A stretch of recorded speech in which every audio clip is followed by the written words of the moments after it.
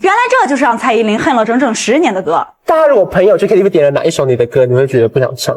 就全部人都在那边唱，你就是死不唱的。倒带。2001年，蔡依林正处在人生的最低谷，她以少男杀手的清纯形象出道，却因为与经纪公司的合约纠纷被彻底血糖，演艺事业全面停摆。那时的她没工作、没收入、没未来，甚至开始怀疑自己是否还要继续走这条路。而此时的周杰伦已经是另一番光景。他刚刚发行了专辑《范特西》，以一种前所未有的音乐风格颠覆了整个华语乐坛。他是当时最炙手可热的音乐鬼才，是所有人都想合作的周董。就在这时台湾的综艺天王吴宗宪做了一个足以载入华语乐坛史册的媒，他把走投无路的蔡依林和如日中天的周杰伦叫到了一起，对周杰伦说：“庄里是你师妹，以后你要多帮帮她。”从此一场骑士拯救公主的大戏正式拉开帷幕。周杰伦几乎是以倾囊相助的方式为蔡依林操刀起了复出专辑《看我72遍》，他为她写了《说爱你》，写了《布拉格广场》，写了《骑士精神》，他把最适合她的旋律、最动人的歌词都毫无保留的放在了他的专辑里。这张专辑让蔡依林一夜翻身，从一个过气玉女直接转型为亚洲小天后，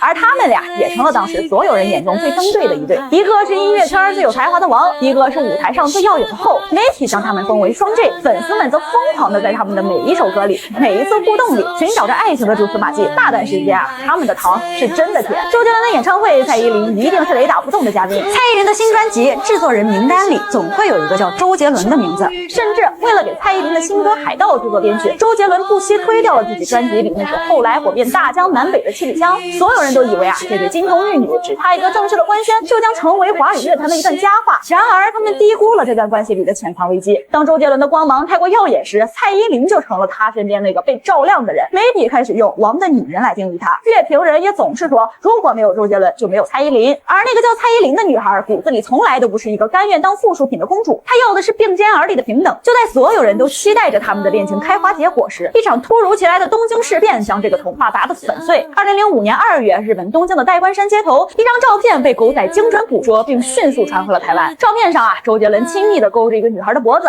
两人同游购物，而那个女孩不是蔡依林，是当时台湾最甜美的女主播侯佩岑。这张照片像一颗原子弹，在华语娱乐圈瞬间引爆，一夜之间，周侯恋取代了双 J 恋，成了所有报纸的头版头条。据说蔡依林和所有普通观众一样，也是从报纸上才知道了这个消息。她后来在接受采访时，用一种近乎自残的情景回忆道：“我是在报纸出来以后才知道，花了1年多的时间才慢慢走出这段感情。”而她走出伤痛的方式也极其刚烈，她定下了一个著名的3步原则：不说周杰伦的新歌，不上侯佩岑的节目，不与周杰伦同台。从此双 J 决裂。那个曾经为她写下无数情歌的男人，为她写下了最后一首歌，那首歌就收录在她2004年的专辑《城堡》里，也是周杰伦写给她的传唱度最高的一首歌，歌名就叫《倒带》。歌词里唱：我受够了等待，你所谓的安排，说的未来到底多久才来？现在你再听，这哪里是歌词这分明就是蔡依林当时最绝望的质问和控诉，被最信任的人背叛，被全世界看笑话。所有人都以为这个被骑士抛弃的公主会就此一蹶不振，但所有人都错了。蔡依林从来都不是什么需要被拯救的公主，她骨子里是一个战士。你夺走了我的剑，那我就用自己的血肉去杀出一条新的路。从那天起她开始了一场近乎自虐式的重生。你不是说我靠你写歌吗？好，那我就去跳舞，去挑战人类的极限。2006年，她发行了那张让她封神的专辑《舞娘》。为了这张专辑她把自己逼成了一个杂技演员。她疯狂的练习彩带舞、艺术体操、鞍马，把自己练到浑身是伤。MV 里那个在鞍马上做出高难度一字马的镜头，是她用无数次的摔倒和淤青换来的。她用一种最惨烈的方式向全世界宣告，没有了周杰伦，我蔡依林一样可以成为女王。这张专辑让她横扫了当年所有的音乐大奖，包括分量最重的台湾金曲奖最佳女歌手。当她在领奖台上含着泪说出那句谢谢曾经很不看好我的人时，所有人都知道那个曾经活在周杰伦光环下的女孩已经死了，